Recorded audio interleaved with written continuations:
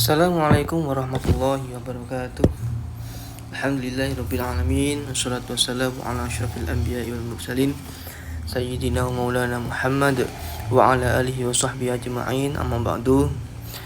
Teman-teman yang dirahmati oleh Allah Subhanahu wa taala, hari ini kita akan membahas tentang perempuan dalam aksi bela negara. Nah, teman-teman, kalau kita dengar istilah bela negara, seringnya yang kita pikirkan itu seorang laki-laki yang membawa senjata, kemudian berada di medan perang, saling membunuh dan yang lain sebagainya.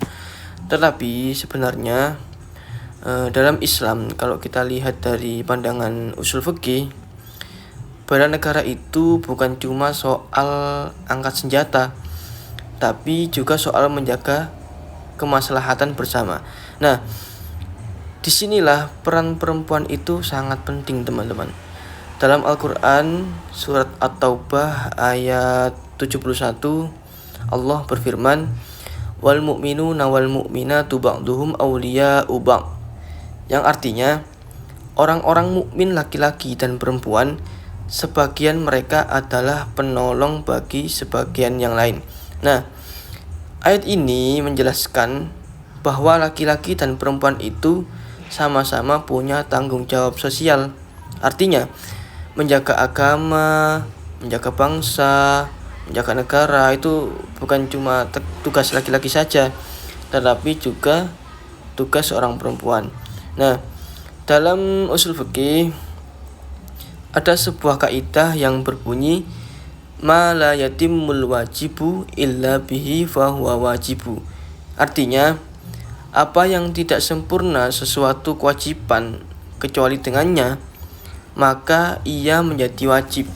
Nah, artinya dalam konteks bela negara ini, ketika peran perempuan itu menjadi faktor penting dalam menjaga negara dan bangsa, misalnya melalui pendidikan generasi, pelayanan kemanusiaan, atau menjaga nilai-nilai moral, maka peran tersebut itu bernilai kewajiban. Nah, Rasulullah juga pernah bersabda dalam Sahih Bukhari, kullukum ra'i wa kullukum mas'ulun an ra'iyatihi. Artinya, setiap kalian adalah pemimpin dan setiap kalian akan dimintai pertanggungjawaban atas apa yang kalian pimpin. Nah, hadis ini menunjukkan bahwa tanggung jawab itu melekat pada semua orang, termasuk pada perempuan juga, sesuai dengan perannya masing-masing. Nah, kalau kita lihat dari sejarah Islam, peran perempuan itu dalam membela umat sudah nyata. Contohnya seorang perempuan yang bernama Nusaibah binti Ka'ab. Nah, beliau ini ikut melindungi Rasulullah dalam perang Uhud. Nah, ada juga perempuan-perempuan yang lain yang berperan sebagai perawat, pendidik, dan penjaga moral masyarakat. Nah, semua itu adalah bentuk bela negara dalam konteks zamannya.